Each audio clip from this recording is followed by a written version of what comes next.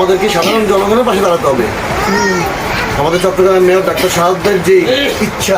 আকবর শাহে মুর্দার গোসলের ঘর শুভ উদ্বোধন করলেন কাউন্সিলর পদপ্রার্থী জহিরুল হক টুটুল। বিশেষ প্রতিবেদক মোহাম্মদ ওমর ফারুক, সোশ্যাল ফাস্ট 24, আকবর শাহ, চট্টগ্রাম। চট্টগ্রাম নগরীর আকবর শাহ থানাধীন নূরে জামে মসজিদ সংলগ্ন এলাকায় স্থানীয় সাধারণ মানুষের সুবিধার্থে একটি মুর্দার গোসলের ঘর শুভ উদ্বোধন করা হয়েছে। কাউন্সিলর পদপ্রার্থী জহিরুল হক টুটুল নিজ উদ্যোগে এই ঘরটি তৈরি করে এলাকাবাসীকে উপহার দিয়েছেন।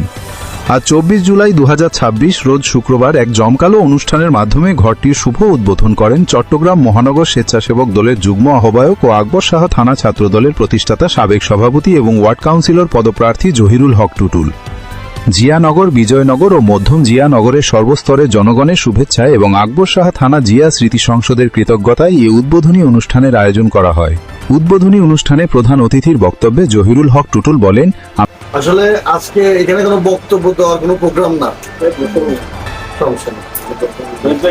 বক্তব্য দেওয়ার কোনো প্রোগ্রাম না।